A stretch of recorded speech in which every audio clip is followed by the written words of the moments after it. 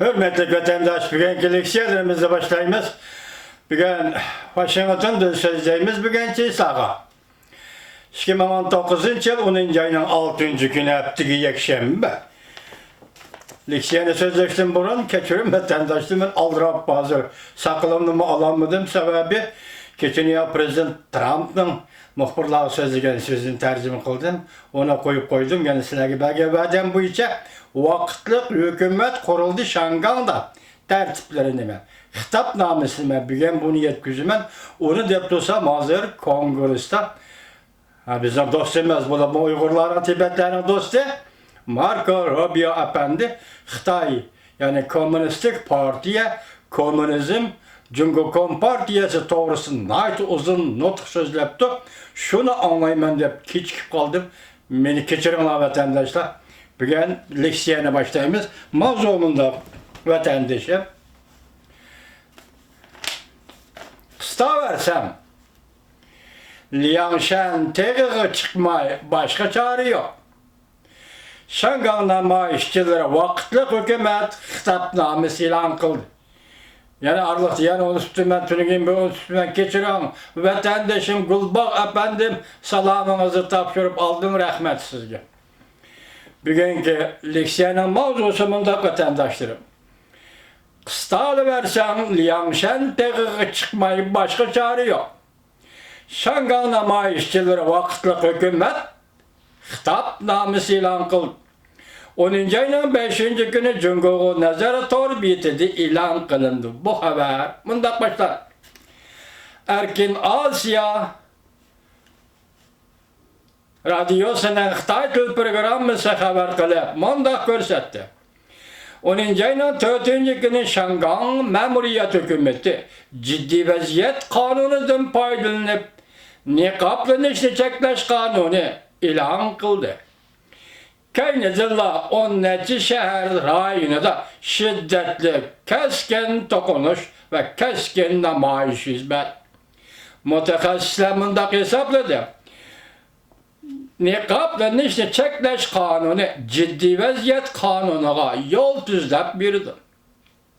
Endi Şangay'ın çekinediğin yeri kalmadı.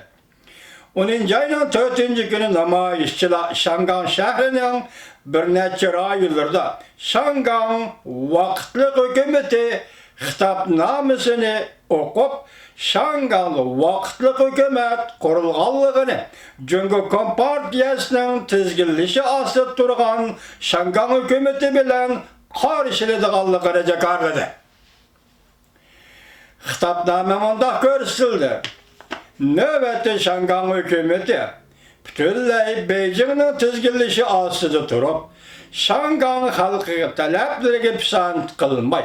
Şangay halkının hukuklarını ayak astı kıl. Kanunluk ornunu allakaçan yokattı.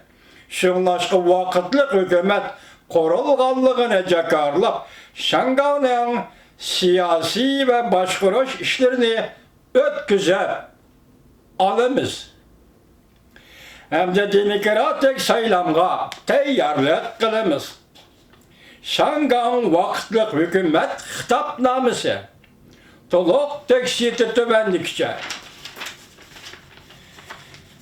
insaniyet tarihi terakkiyatının musafirleri da koni şeylerini ağdırıp taşlap yeni şeylerini turguzduğun iş mukarrer bir işte. Bu iş insaniyet tedrici terakkiyatının asasıdır. Eğer hükümet halk menfaati için kurulmaydıyken, hükümet halk menfaati için başkurmaydıyken, halkın bahirlenişine yol koymaydıyken, ondaqda halk özüge kereklik hükümet kuruşu gerek. Bu hem mukarrer kaidedir.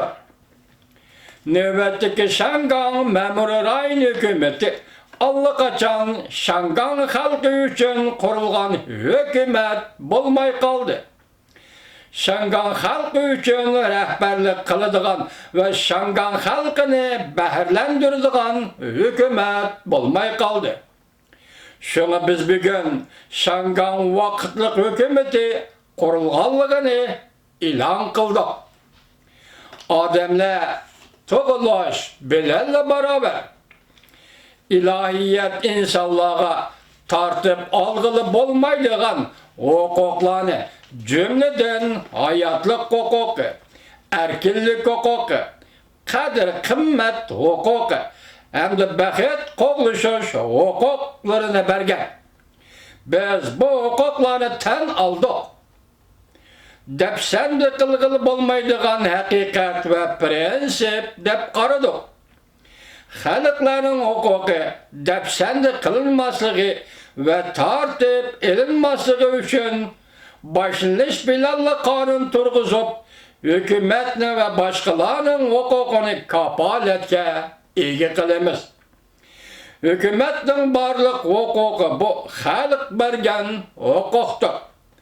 Hükümet eğer yukarı prensipleri bozgunçılık kılıdiken xalq bu hükümetini ağdırıp yeni hükümet kuruşka mutlak hukuklu. Növbeti Şangan alaylı memuru rayın hükümeti, Cumhuriyet Halk Cumhuriyeti hükümeti ve Cumhur Kompartiyasının tizgilişi astıda turuptu. Devamını anlayış hürmetlik vatandaş.